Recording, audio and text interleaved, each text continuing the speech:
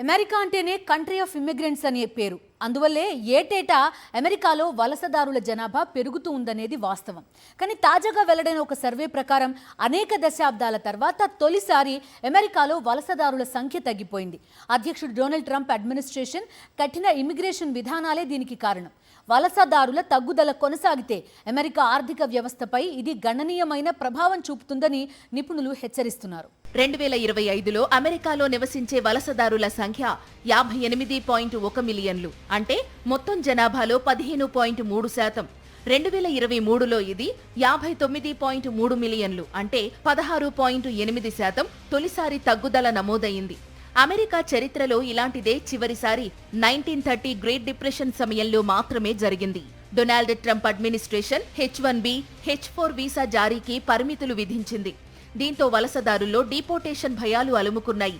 అక్రమ వలసదారులపైన పెరిగిన ఆంక్షలు సైతం చట్టబద్ధంగా నివాసం ఉంటున్న వలసదారులకు ఇబ్బందులు తెచ్చిపెడుతున్నాయి. నిపుణుల అంచనా ప్రకారం వలసదారుల సంఖ్య తగ్గిపోవడం వల్ల అమెరికాలో కార్మిక లోటు మరింత పెరుగుతుంది. ముఖ్యంగా అమెరికాలో హెల్త్ కేర్, నిర్మాణ రంగం, ఐటీ సెక్టార్లో వలసదారులపై ఆధారపడే పరిస్థితి ఎక్కువ. ఫ్లోరిడాలో నివసిస్తున్న ఇండియన్ ట్రక్కర్ హర్దీప్ సింగ్ అక్రమ వలస ఆరోపణలతో జైలు పాలయ్యాడు. అతనికి న్యాయస్థానం బెయిల్ నిరాకరించింది. వలసదారులు ప్రస్తుతం అమెరికాలో ఎదుర్కొంటున్న కఠిన పరిస్థితికి ఇది ఒక ఉదాహరణ. వలసదారుల తగ్గుదల సమస్య ప్రస్తుతానికి చిన్నదిగా కనిపించవచ్చు, కానీ వచ్చే 20 ఏళ్లలో దీని ప్రభావం స్పష్టంగా కనిపిస్తుంది. అమెరికన్ వర్క్ ఫోర్స్ లో పెద్ద గ్యాప్ ఏర్పడుతుందని University of Southern California demography professor Dowell Myers హెచ్చరించారు. అమెరికా ఆర్థిక వ్యవస్థ పెరుగుదలకు వలసదారులే ప్రధాన ఆధారం. కానీ ఇప్పుడు వారి సంఖ్య తగ్గిపోవడం ఆందోళన కలిగిస్తోంది.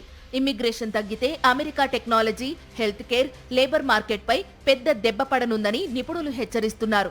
ట్రంప్ విధానాల ప్రభావం ఒక్క అమెరికాపైనే కాక భారతీయులపై కూడా తీవ్రంగా పడుతోంది.